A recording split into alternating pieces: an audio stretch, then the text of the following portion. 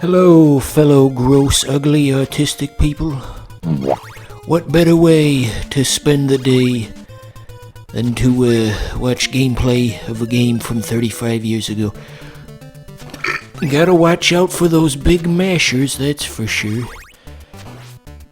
If you guys ever played the Monsters Inc. PS1 game, they had a similar setup, and your character would get all crushy if you stood under the mashers. Gosh, that hitbox is sensitive. So every time you die, the whip resets, which can be quite troublesome, because the default whip, it's just totally flimsy. It's like trying to fight Dracula with Scott the Waz's cock. That shit is just limp. That's disgusting, don't say that. Gosh, I really can't get through here, can I? You can't fit in. Jesus, Mary, and Joseph, you just gotta be a little patient is the key.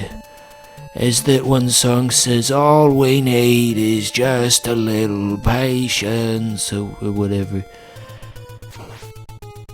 Isn't it kinda neat how that one skull had like a back piece to it? It almost looked like the skull of a xenomorph or something.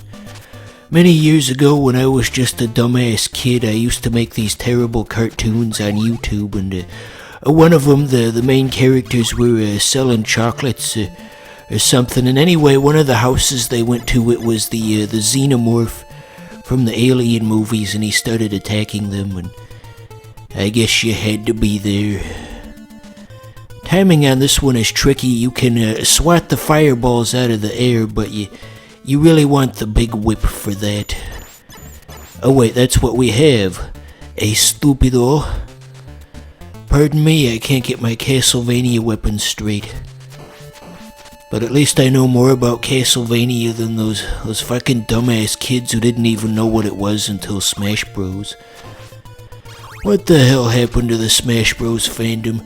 Somewhere along the line, everybody just got so damned entitled to the point where a new character doesn't even feel like a thing to celebrate anymore.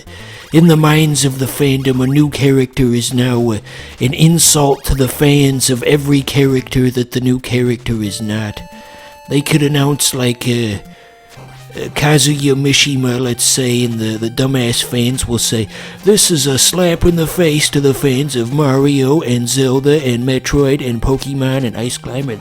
Just list every single franchise that isn't Tekken, and God, people, how did we get like this? Okay, just one more whack and there goes Medusa. Easy peasy, I'm just the Castlevania guy over here.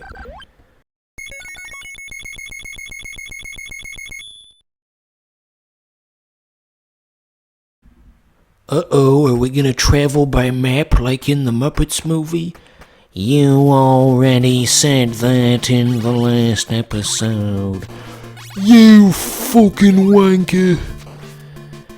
I was looking at my YouTube stats the other day, and the 90-day total for subscribers that I've gained is -1. A befitting number for this channel. What do you think of all these little mouse holes off to the side here? You think Winslow from Cat Dog is gonna come out of them? He's gonna give Simon Belmont the business? He's gonna say, hey, Simon Belmont, why don't you take that whip and shove it up your ass?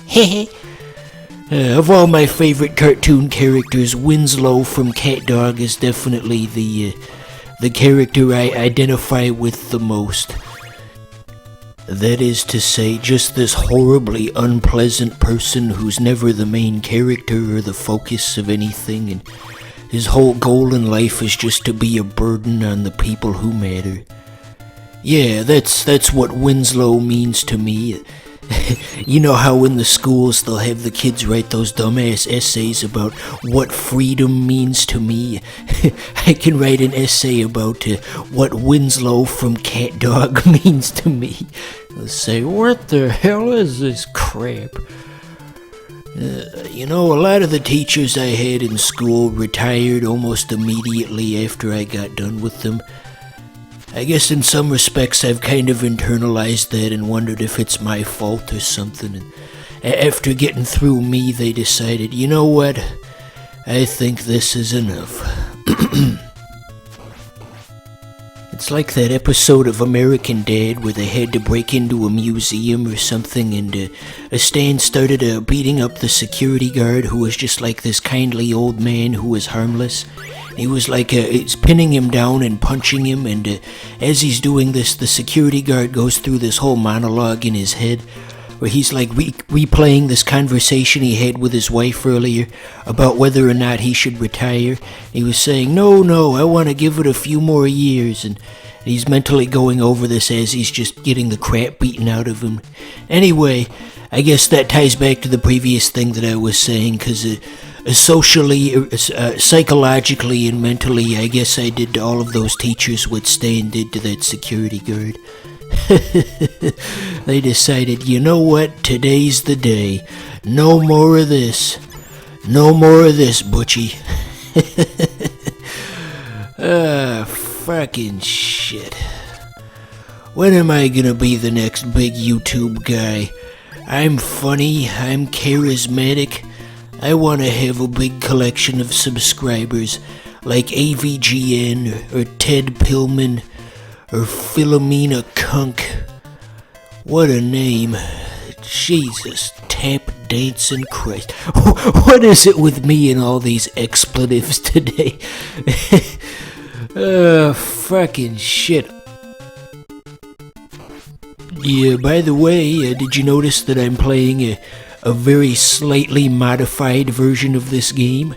There's a minute difference between what you're looking at on screen and what was actually in the vanilla version of the game that shipped on the NES 35 years ago.